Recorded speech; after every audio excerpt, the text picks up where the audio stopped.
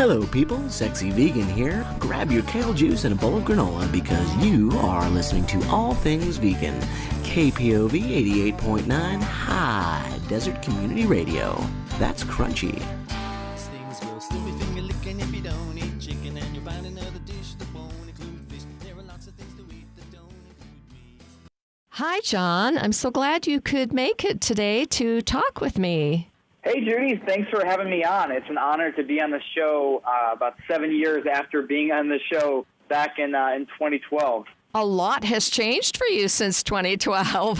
That is very true. Yeah. So back then you were working for Vegan Outreach and you were doing amazing things for them and handing out tremendous amounts of leaflets at colleges and so forth. What did you do after that? Just tell our listeners so they know. Absolutely, Judy. So back in 2012 when I met you, I was on a cross-country tour around North America handing out pamphlets, pro-vegan pamphlets at college campuses. I was working for Vegan Outreach at the time. You know, after I leafleted the college there, I appeared on your radio show and had a great time. And in the time since then, I've been up to a few different things. I continued working for Vegan Outreach for a while, for a few years. I continued traveling around and handing out leaflets at college campuses, and I really enjoyed it. I really felt like at the end of every day, I felt like I did really meaningful work that made a really big impact on individuals and obviously on animals. I finished my tour in Michigan, and that's where my mom was living, and my mom and I had always been very close. And I was visiting her, and she was sick one night, so we went to the hospital, and we discovered that she had stage 4 small cell lung cancer. We were obviously devastated, and I took a hiatus from Vegan Outreach. I would still do, an hour or two of work for them a month, like maybe per month, computer work, but there was no way I could travel, and obviously I wanted to dedicate myself full-time to being there for my mom while she was sick. They gave her 6 to 9 months to live, and being the fighter that she was, she lived for 2.5 years. And we had a lot of great times together, but between 2013 and the end of 2015, we spent a huge amount of time together while I was there taking care of her. And while I was there, after a while, an opportunity arose to actually take over the social media for Vegan Outreach. So instead of traveling around North America handing out leaflets, I could take over the social media. So Facebook, Instagram, Twitter, etc. for VO. And this was pretty great because I could still stay there, take care of my mom full time, and also, be a voice for animals through Vegan Outreach's social media. When I was asked to do this by John Camp, at the time was the executive vice president of VO, I reluctantly said yes.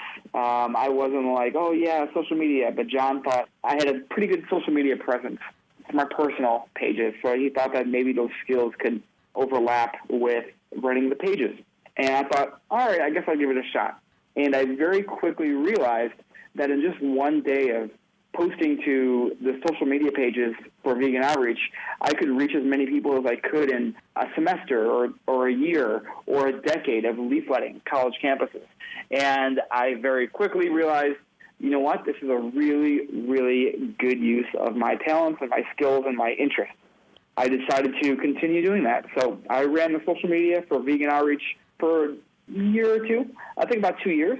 I liked it, and then the opportunity arose to join the Humane League, which is another leading nationwide animal protection organization. And I continued running the social media, but this time for the Humane League, and put in a lot of time and effort building up the social media pages and social media presence for the Humane League. I had a lot of success, and we made a really big impact working together as a team to do what we could on the social media there. And recently, I had a similar revelation to the one that I had back when I was taking care of my mom. And that was, you know what? Leafletting is great, but if I could be doing something different with my time that is perhaps a better use of my resources to help animals, then maybe I should. And so last few months, I've been thinking about, is my role at the Humane League the best thing that I can be doing for animals? And over time, I have come to the realization that best use of my time and best use of my resources would be doing something different for animals. still focused on social media because I feel like that's where my niche is, but it is the independent rep.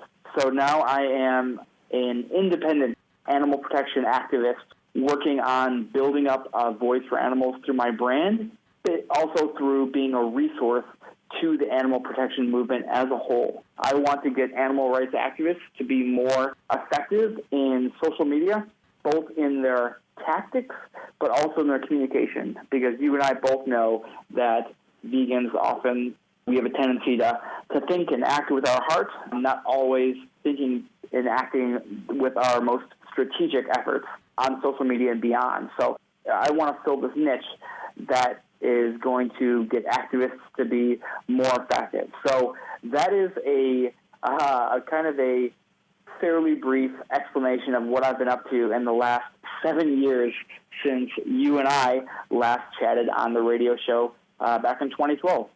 Wow, that was a great summary. Thank you.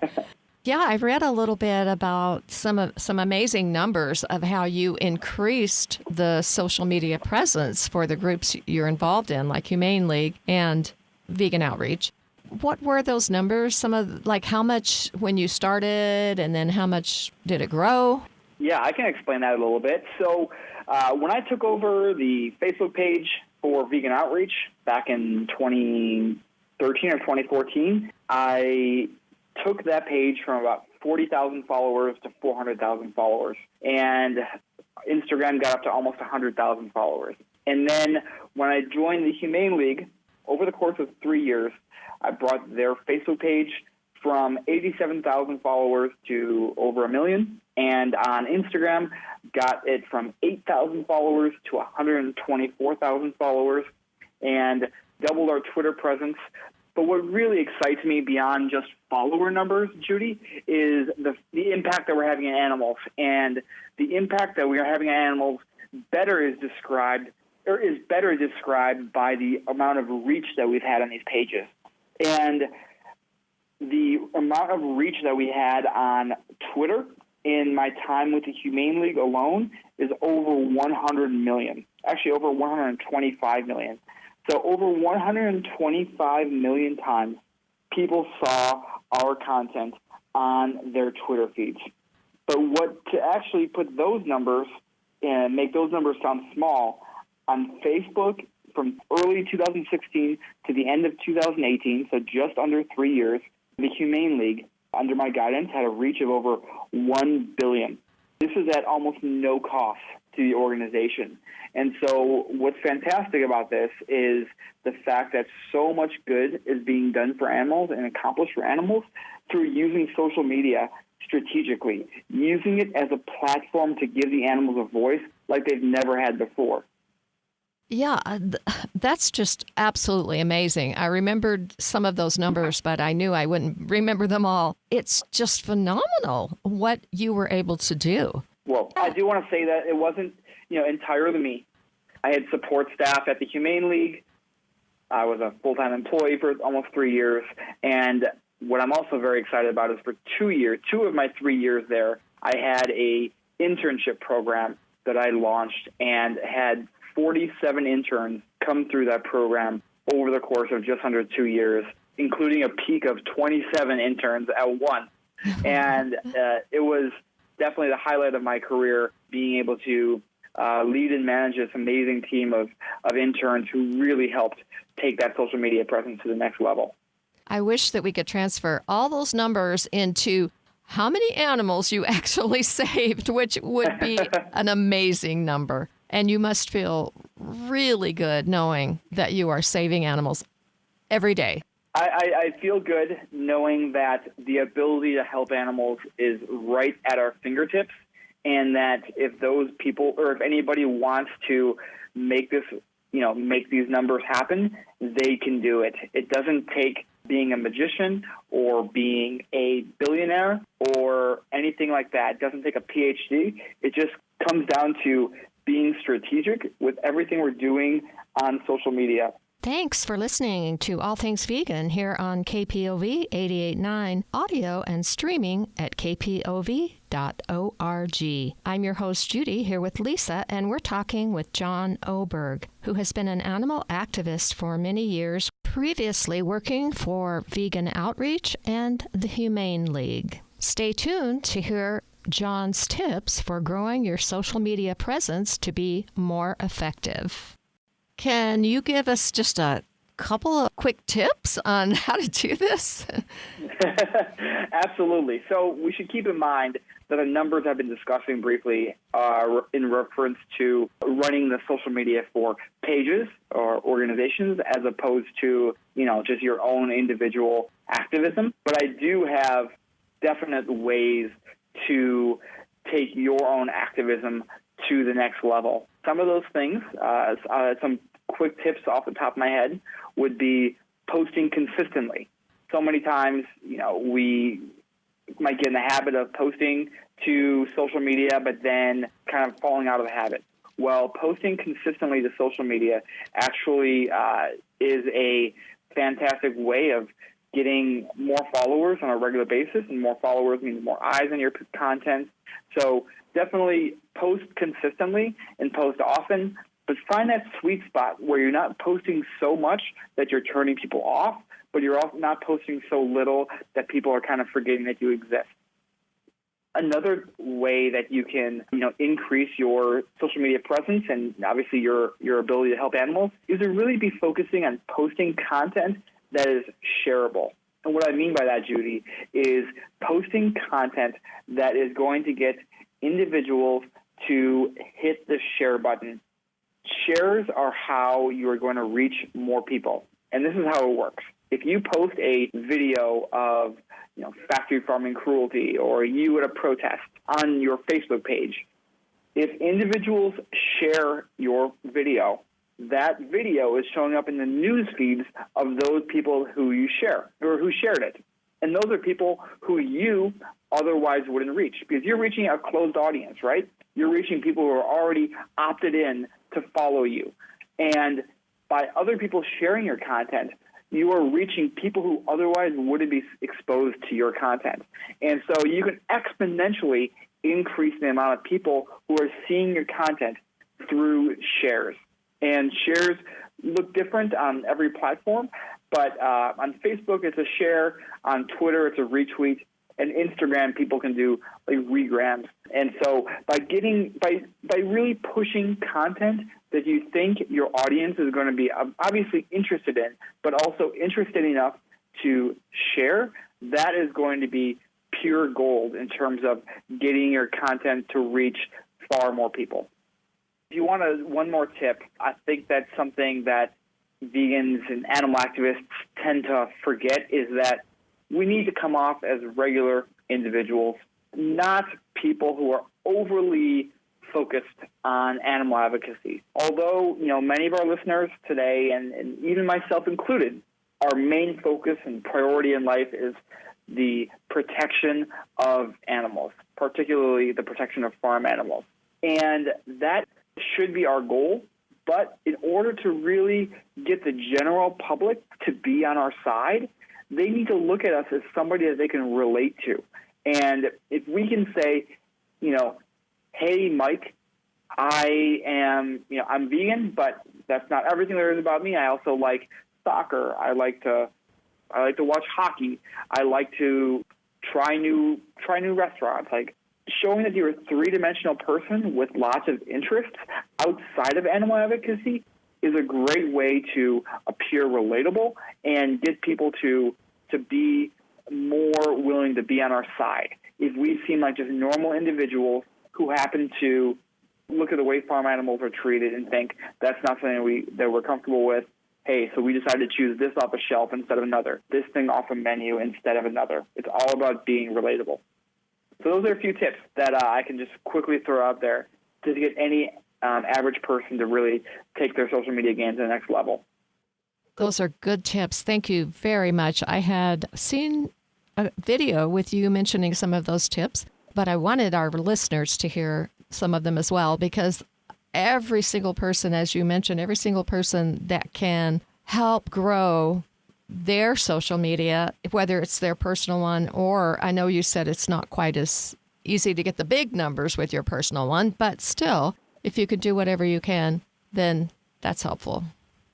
Absolutely. You don't have to go for 1 billion. Yeah. You don't have to go for 100 million. But Yeah. if you can extend your reach from 2,000 to 10,000, that is a huge victory for animals. Do you have a particular social media that you prefer? I find Facebook to be the most valuable platform, and that is because of the ease of shares and also how many shares can reach so many people. I think that when animal liberation is achieved in several decades or centuries, a thing that people might look at as kind of a contributing factor that maybe doesn't get as much love as it should is literally the share button on Facebook. The share button on Facebook has led to so much pro-animal content being seen by individuals all across the globe. So I think that Facebook is the most valuable. For the way that I've built up my presence, Twitter is definitely where I have had the most success since I left the Humane League, actually. Over the last month, I have had a reach of over 10 million on Twitter. So over 10 million times, people have seen content that I have posted to Twitter. And this has been as a result of, being strategic with my presence. And it is something that many people can do. And so if you are interested in, if your listeners are interested in taking their social media game to the next level, I would be happy to help that make that happen. But for what I actually enjoy the most, it's Instagram. I really like the simplicity of the layout and the simplicity of the focus of the content. And I love its community aspect and the communal aspect. Through hashtags and location tags, you can find content from any interest or any niche that you're looking for. And it's a really great way for people to come together. I am absolutely in awe of your numbers that you are able to attract that many people viewing. It's been great, and because my Patreon has been off to a great start. And for those of listeners who don't understand what I'm talking about, when I left the Humane League about a month ago, I launched my own independent animal advocacy project, and this is funded mainly through Patreon. And if you go to patreon.com/John Oberg, you can read more about it. You can help contribute to it, and you as a contributor or a patron get things in return. But through the support that I've received on Patreon, I've been able to focus on this animal advocacy through Twitter and other platforms. And because of that, that is why I've been able to reach over 10 million impressions on Twitter alone. So thank you to all my patrons out there, and excited for the patrons that will continue to roll in the future. John, I've followed you for a lot of years, and I admire so much everything that you're doing and the person that you are. Can you tell our listeners about what this new animal advocacy group is that you're working on? What is there a name to it, and what will you be doing? There isn't a specific name to it. It's not an organization. It's me. It's my brand. I'm building up a way to speak up for animals at even the next level through my brand by utilizing my own social media presence in the most optimal ways to increase awareness about how farm animals are being treated and the ways and steps that we can take to alleviate animal suffering, but then also to be a resource to the movement to get people to be better activists on social media. Almost all of your listeners who are listening to this today are active on social media in one way or the other. So my duty here is to get any average animal activist out there to take their own social media game to the next level. And through my Patreon, people can become a patron, and at certain different tiers, you get different resources. So obviously, the higher the tier you go, the more resources are at your disposal. and I work to really maximize the good that I can do across my social media as well. Hence, the numbers I just been talking about over the last month, getting 10 million views for this content, which I'm super excited about, and I'm super excited about taking that to the next level and really extending my reach even further on Twitter, Facebook, Instagram, etc. So for those who are interested, I would love for them to check out my Patreon. Again, that's patreon.com/John Oberg. That's Oberg, just for people. Yeah, so I'll spell out the whole thing. It's Patreon, which is patreon.com/John Oberg, and that's spelled JOHNOBERG. Thank you for clarifying that for our listeners. This seems like it's just absolutely everyone, every single person that is a vegan or an animal rights activist should be utilizing this. Even if they're doing other activism, this seems like a no-brainer. To post things where they get the shares sounds like the best way to do it, but it's such an easy thing to do, really. Absolutely. This is the beautiful thing about social media is it is the perfect supplement to activism that you're already engaged in. I don't view social media as the be-all, end-all to animal liberation. I think that we still need to have boots on the ground to show that this is a cause worth fighting for. But when your boots aren't on the ground, odds are your phone is in your hand and you're on Facebook, you're on Twitter, you're on Instagram. And when you're on these platforms, it's an amazing opportunity to influence other people. And by utilizing just a few strategic tips and utilizing strategy in your posting and your communication and your tactics, you can take your game to the next level. You don't have to be the next influencer, or the next celebrity, but if you can phrase the content that you're putting out there in a way that is going to get more shares, that is going to turn more people on to veganism, if you can just utilize more strategy in the things that you're doing and the things that you're saying on social media, anybody can really take their game to the next level and do a lot of good for animals. Will you tell our listeners what you have found as far as the best type of things to post, like whether it's pictures that people always complain about of animals in slaughterhouses or animals being killed, or whether it's about health or whether it's more positive? I do a blend, Judy. And what I recommend doing is experimenting and seeing what resonates with your audience, because it's going to be different for everybody. But what I found best to work for me is to post a blend. So if somebody were to go to my Twitter, for example, which is twitter.com/John Oberg, they could check out the different blends and different types of content that I'm pushing out there. So I might post a undercover factory farming video one day. The next day, I might post an image or a video of happy farm animals. Then the next day, I might post about vegan food resources. And then the next day, it might be back to square one, where maybe I'm showing factory farming cruelty. But the idea is you want to push a blend of content so that you're not boring your audience. You're keeping your audience interested and engaged and guessing as to what's coming next. And as far as what types of content, I highly, highly recommend video. Photos are good too, but video is really key. And for Twitter or for Facebook specifically, I really recommend just one video or just one photo coupled with a really powerful caption. That is some of the best content that you're going to push out there that is going to find success.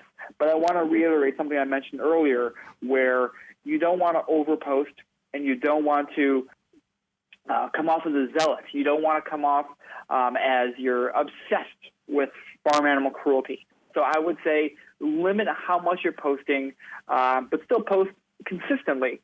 But also don't overdo the gruesome stuff. Personally, I find there to be a balance. I don't want to go too deep into the cruelty. I'm not going to show the most egregious forms of cruelty.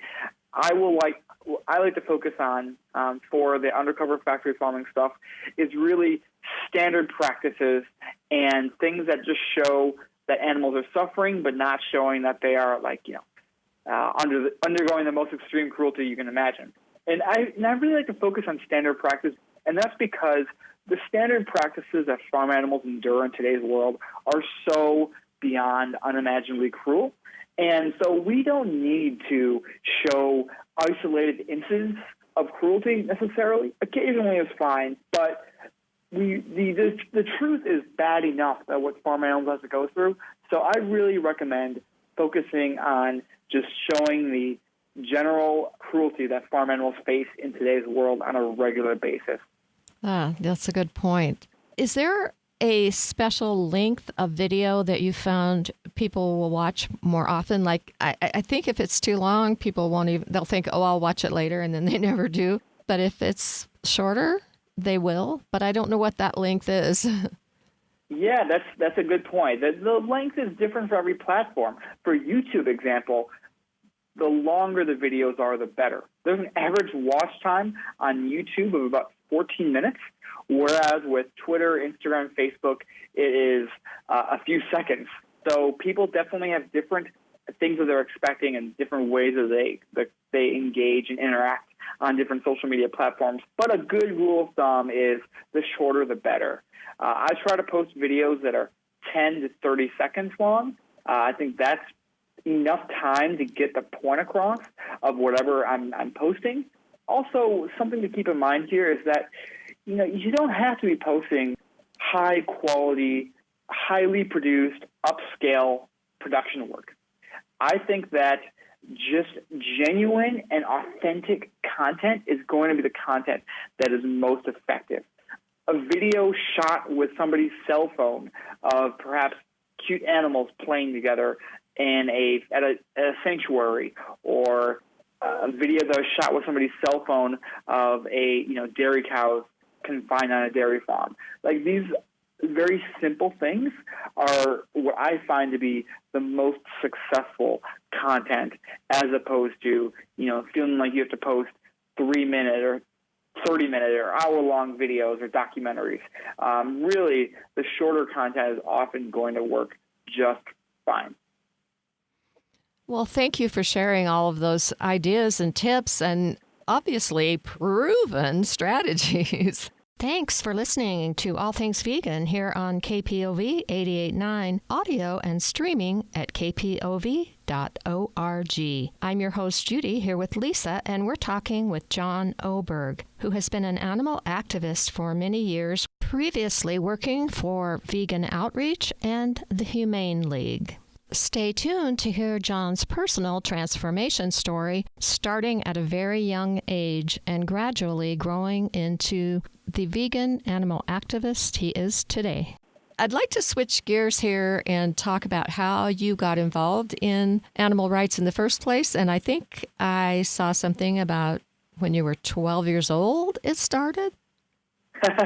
Yeah, that's a good point, Judy, and I'm glad you're mentioning that, so I could talk about my mom a little bit more. My mom raised me to be an animal lover and somebody who really respects animals and does what I can to make their lives better. My mom and I, we would rescue cats when I was younger.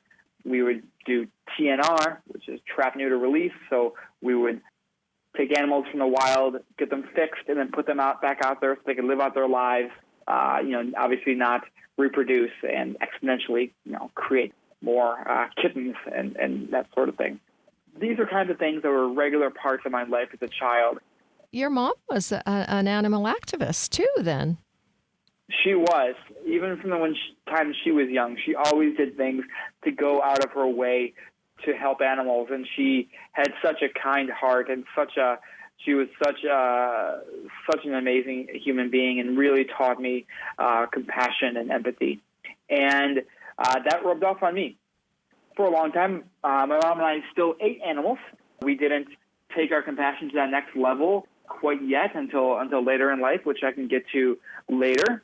But earlier in my life, when we were still focused on other animals like cats and dogs and turtles and other animals, when I was about 10, 11, 12, my mom and I, we would go to local parks. And the reason for this is that we didn't have much money. My mom was a single mother raising me and doing the best that she could for me, but times were hard. And in the state of Michigan, you get 10 cents for a returned can, aluminum can, like for pop or soda. We would go to parks early in the morning before I would go to school, and we would go to the trash cans and go into the trash cans and get the aluminum cans. And we would add these up and get, a few hundred cans for a day. So we get $10, $20, $30. And this helped pay for our bills and our utilities and groceries. My mom and I would do this specifically at this nature park called Stony Creek Metro Park, just outside Detroit in Michigan. In the late 90s, I was born in 87, so 97, 98, 99, we got wind of deer hunts that these metro parks were going to be granting to local deer hunters to basically go into this park and kill dozens or hundreds of deer. And this was heartbreaking to us because my mom and I, while we were out there in the cold, misty mornings at these parks, we would see deer. Deer would be out at that time, and they were kind of our friends in a way. And it really meant a lot to us, the connection that we had with these animals. And to think that these animals they did not know hunting. They did not understand the concept that, random members of their family would be shot dead and then disappear. They had no clue. We were outraged and we were heartbroken. So my mom took it upon herself to be a voice for the animals. She and I went to these parks and we stood at the entrances and exits for hours on end holding signs saying, end the deer hunt, to talk about compassion. We got local media attention. So when I was 12 years old in 1999, I was on the local news talking about giving a voice to these animals. And it was my first foray into animal activism, and it had such a profound impact on me. And it was one of the guiding pillars of my young life that led me to be an animal activist, starting, a full-time vegan animal activist starting in my early 20s. So, I have my mom to thank for so much, but for taking me on that journey proved to really, pay me such dividends. And, I'm always going to be so thankful for her for that. Yes, and I want to say that I so vividly remember your posts about your mom before she died and all of the things you and she did together and the times you took her so many places, and even though she was in a wheelchair, and then other times when she wasn't in a wheelchair, and the two of you dancing, and it made me smile, and it was just brought a little bit of light, into people's lives just to see that. It was really an amazing connection you two had, and I really appreciated those posts that you shared. I felt like I knew her, even though I had never met her. A lot of people said that, Judy, and it meant so much to me to know that through these posts on social media, I was able to kind of give my mom a little bit of a spotlight, and also to bring joy into the lives of people. And, she even got on Facebook as a result of that, and really enjoyed it too. And, everything all the nice, kind things that people would say meant so much to her. Every time I would give people a post or an update about my mom, I would read her all the nice comments that people would say, and she would just sit back and really take it in, and it meant so much to her. And, I will never be over the loss of my mom, and, life will never be the same. But I take so much joy knowing that for 2.5 years, she and I shared so many amazing experiences together, and we had the support of so many individuals around the world. And that was, to be honest with you, full circle here, that's because of social media. Without social media, we would not have had the opportunity to make these amazing connections. And I'm so thankful to everybody who showed support in so many different ways in those tough 2.5 years and beyond. Take our listeners through what happened from the time you were young and 12 years old or whatever age close to that, where you began to think about animals. And well, I guess you were thinking about them long before that. You helped trap, neuter, and relocate cats and so forth, and did some other activism with other animals. But what eventually led you to become vegan? For most people who eventually become vegan, it isn't one thing that makes them snap or click and they're vegan then. Most people, even if they don't realize it, what it is things that happen over the course of a lifetime, big factors. And I think I had 5 to 10 big contributing factors to like what led me to eventually become a farm animal activist. And I already talked about one of them. That was the deer protests, the deer hunt protest. That was a big one. But the last one was in 2008. I was backpacking Europe. I was 21 years old at the time, and I was traveling around Europe by myself for about 3 months, and I was in Finland. I was in Helsinki, Finland, and I became friends with no joke, a reindeer meat salesman. I shouldn't say salesman. He basically he was selling cooked reindeer meat, like reindeer meatballs, reindeer sausages, at a open air market in Helsinki. We became friends while I was walking through the market, and he told me, hey, at 5 p.m., come back when I'm closing down shop, and I'll give you whatever's left over. And I was on a tight budget, and I ate animals, even though I loved animals. And so I thought, hey, this is a great opportunity to get some free food. And so I went back at 5 p.m. I got about 100, maybe 150 euros worth of reindeer meat, cooked reindeer meat. And he put it in like a garbage bag, and I literally carried a garbage bag of meat around with me for a while. But this guy named Bruno, he and I hung out for a few hours. We went to the library, we walked around town, and we got to talking, and he told me how he's an activist. And I thought, oh, that's pretty cool. And his particular form of activism wasn't something I was terribly interested in at the time, but I took that as an opportunity to tell him, hey, I want to be an activist too. And so he asks me, oh, what do you want to be an activist with, John? And I say, I want to be an animal activist. And he stops dead in his tracks, and he looks at me as I have a garbage bag full of reindeer meat over my shoulder, and he says, if you want to be an animal activist, you should probably stop eating animals. And I had never once in my 21 years thought about the fact that I loved animals, but I was eating them 3 times a day. And so that was the last piece to the puzzle, the last thing that I needed to hear. So a short while after there, I went vegetarian with the intention of going vegan eventually, based on principle alone. I didn't know anything about factory farming, but I went vegetarian based on the principle that, hey, if I love animals, I shouldn't be eating them.